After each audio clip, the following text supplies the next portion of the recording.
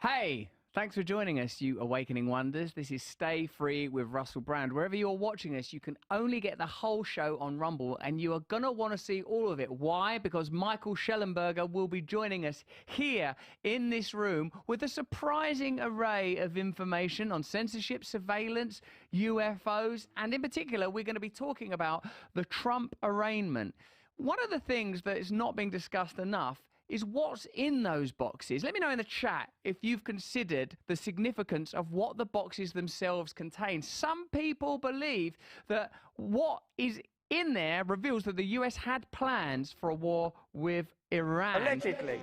And part of what's happening now is an attempt to distract us from that significant fact. We'll also be talking to you on the other side, on what some people would call the dark side, but others would see as a portal for great and limitless light on Rumble, about how the lockdown and other regulatory measures affected the victims of heart attacks. Obviously, we can't talk about that on YouTube, but I think a lot of the questions that we're going to ask Michael Shellenberger would simply be subject to censorship, which is ironic because he spends so much of his time exposing censorship and the censorship industrial complex. In fact, he's in the country to participate in a talk that I am, what am I doing? I'm emceeing, I'm curating. Yeah, emceeing sounds pretty cool. I'll be emceeing that chat. Yeah. Gareth, you're my on-screen assistant. There I'll be on stage. I wonder if you'll be attending the event at all. Will I be assisting you in some way still? I'd like you to in some way. And this first story that we're covering is fantastic because it's a media story.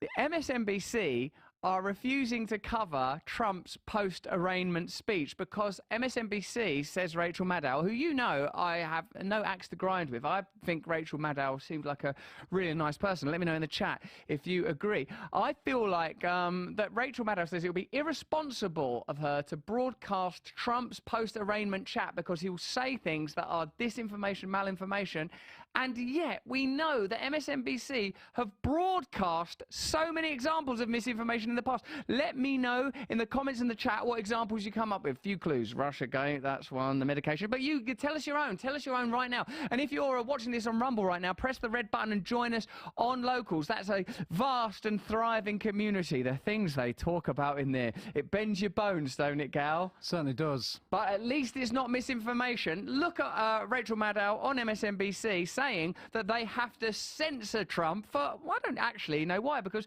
there used to be a time when we were considered capable to discern for ourselves the nature of truth and fiction. Let's have a look. Now, tonight, after his arraignment on federal felony charges, he's speaking again, this time to an audience of his supporters that's gathered for a campaign fundraiser tonight at his golf club and summer home in New Jersey.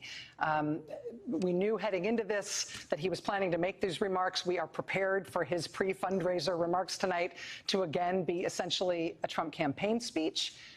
Because of that, we do not intend to carry these remarks live. What I think is interesting is it's now become overt. The process of censorship has become explicit and is being legitimized as it happens. We cannot show you Trump because he's going to be campaigning. But America is supposed to be a free country. We're supposed to be able to ascertain for ourselves whether or not we want to take Donald Trump seriously, to dismiss him, to arraign him, to lock him up. But of course, the great hypocrisy at the heart of this is we know that MSNBC has previously published untrue information. And remember, and let me know in the chat if you agree with this, part of what we feel is significant is that we're not talking about the contents of the boxes.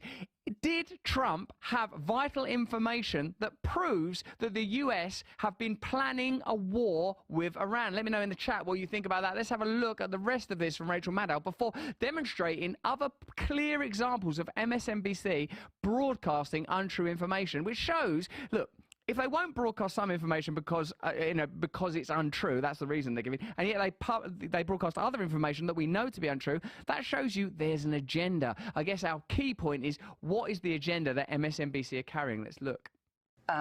As we have said before in these circumstances, there is a cost to us as a news organization to knowingly broadcast untrue things. We are here to bring you the news. It hurts our ability to do that if I can't take any more of that. Let's have a look at Rachel Maddow on COVID-19 vaccines. If you're watching this on YouTube, obviously I'm not saying whether this is true or not. You can decide for yourself using the WHO's guidelines, which they still use on YouTube. Have a look. Join us on Rumble if you want to see a more exclusive, insightful take on this. We'll be talking to Michael Shellenberger about this in a minute. Let's have a look. Right? Instead of the virus being able to hop from person to person to person, potentially mutating and becoming more virulent and drug-resistant along the way. Now we know that the vaccines work well enough that the virus stops with every vaccinated person. A vaccinated person gets exposed to the virus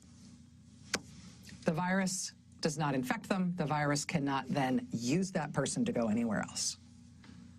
Today, that information is still on YouTube. As of today, MSNBC have not retracted that information. Now, if that were one isolated example, you could say that we're cherry picking, and indeed to a point we are narrativizing. But let's move now to the subject of war. Many people say that the Democratic Party have become the de facto party of war. That's why Tulsi Gabbard, who's coming on the show soon, says she left the Democrat Party. Now, another thing we've done content on before is MSNBC's framing of military-industrial complex employees as experts without declaring their ties and relationships with organizations like Raytheon and Lockheed Martin, who obviously benefit from ongoing war. Many of the retired military leaders employed by MSNBC are paid contributors and have secondary affiliations that are rarely, if ever, mentioned, leaving viewers in the dark about whose interests they're promoting. None of the leading networks, including obviously MSNBC, makes a regular practice of announcing its military analysts' financial ties to the Pentagon, connections that could color their on-air comments.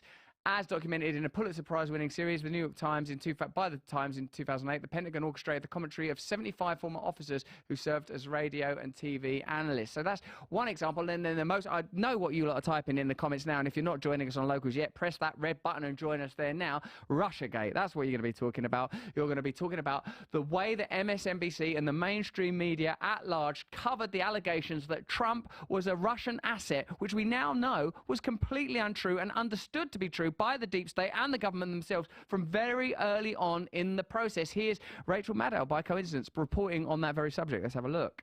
If the presidency is effectively a Russian op, right?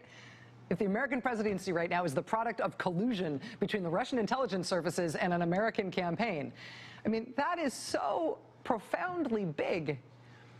We not only need to stay focused on figuring it out, we need to start preparing for what the consequences are going to be if it proves to be true.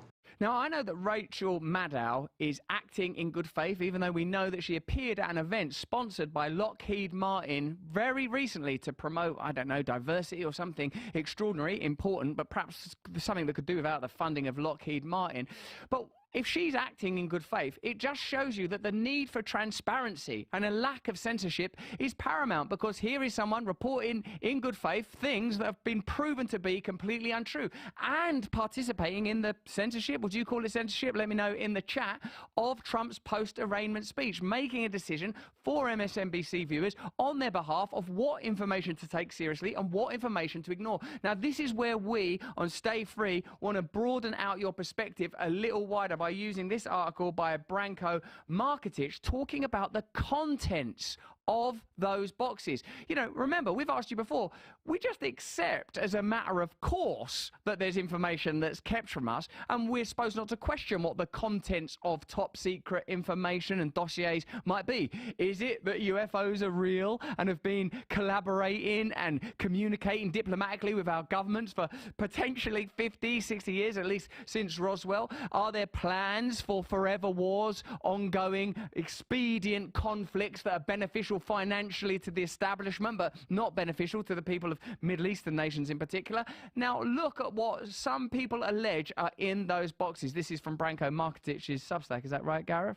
It's on Jacobin, actually. It's on Jacobin, which I believe to be a left-wing publication. And again, this is one of our key points. Right-wing, left-wing, it doesn't matter anymore. We've got to find new anti-establishment alliances that from across the spectrum. We can't get caught up in these identity wars. We can't get trapped in these old categories because we won't be able to move forward together. That's another one of the things I'll be talking to Michael Shellenberger about in a minute. Get your questions ready for him, for heaven's sake. In a detail that's been almost entirely glossed over, central to this case are a set of secret government plans for attacking Iran. Other than as a purely factual matter, or how to stress how recklessly Trump treated classified information, this has been little remarked upon. Let me know in the chat, do you think that's more significant than the fact he took boxes? What's contained in the boxes? Remember, with the recent Pentagon Papers Part 2 released by Buddy Boy Taxera, we were all focusing on him and what his political views were. He's just a kid. Who cares what his political views are? He's a nitwit. No one knows anything about age anyway, do they? Let me know in the chat. Instead of focusing on the fact that he revealed there were boots on the ground, tootsies on the floor over there in Ukraine, the war was widely regarded to be unwinnable. This is important, vital information, certainly more important than personal information about the whistleblower. The issue stems from Trump's apparent frustration with what he claimed was a false narrative being pushed by the press that after losing the 2020 election under the advice of Benjamin Netanyahu, Trump was dangerously close to ordering strikes on Iran that could have triggered full-scale war and had to be talked down from it by the chairman of the Joint Chiefs of Staff, Mark Milley. So I suppose what is being claimed by Trump, or what potentially is true, is that this documentation proves which side of that argument he was on. Was Trump trying to prevent an attack on Iran, or was Trump agitating for an attack on Iran? You know what you know about the establishment. Let us know what you think in the chat. And let me know why it's become so important to pursue Trump, and why it's become so important to distract us, the public, from the contents of these boxes. What do you think about all this, Gareth? I mean, I think it comes down to, with MSNBC, credibility at the end of the day. I mean, when we're talking about, I mean, Michael himself, who will be on soon, has written about the fact that when it comes to, we saw the clip about her talking about the vaccine, Pfizer itself has poured money into news media organisations to promote not just the vaccine itself, but the crackdown on disfavoured speech. So we already know there's not a credibility there when you know that this organisation is receiving millions of dollars from companies such as Pfizer. You know there's a conflict of interest there. So Pfizer promote their own product and also fund the censorship of information that's not favourable for them. Now, Correct. Shellenberger, if you've heard of him, it's probably because of his great work on the Twitter files, which itself was the great revelation that the deep state and social media platforms are more involved with one another than was previously admitted, and maybe more than was previously imagined, in order to censor sometimes true information. Like Zuckerberg himself admitted, true information was taken down. Why? And how can these claims be made by MSNBC now? What credibility does the mainstream have left when we know how they're funded, when we know how they position pundits and experts, when we know which team they are batting for? Now, you know us, we don't care about the Republicans or the Democrats. I don't think that the Republicans are meaningfully better than the Democrat Party. Let me know in the chat if you disagree with that. With relation to the vaccine, you can give the argument of the science was evolving and changing all the time. And I think that's a valid argument. It was shifting all the time, and Rachel Maddow could say, well, at one time we thought this and then it shifted. But when it came to Russiagate and the Steele dossier, this is from the Washington Post, the FBI concluded that the dossier was mostly a jumble of claims that were inaccurate, unconfirmed, or already publicly reported. Sourcing for the dossier was threadbare in the most charitable of depictions. So this is a time when Rachel Maddow and everyone else on MSNBC was going on air to say, this is definitely true, Trump's affiliated with Russia, there's collusion going on, when we now know from the FBI that this was all unsubstantiated at the time. So do you believe that they believed the information was true, or that they wanted it to be true and reported it on that basis, whether that's on the subjects that coalesced around the pandemic period, or indeed around advocating and agitating for war, or Russiagate? How do MSNBC treat the information that they convey? How do they treat you as an audience member? Are they interested in an ongoing discourse? Are they interested in presenting information in a fair and balanced way, or are they interested in supporting particular ideas, particular candidates,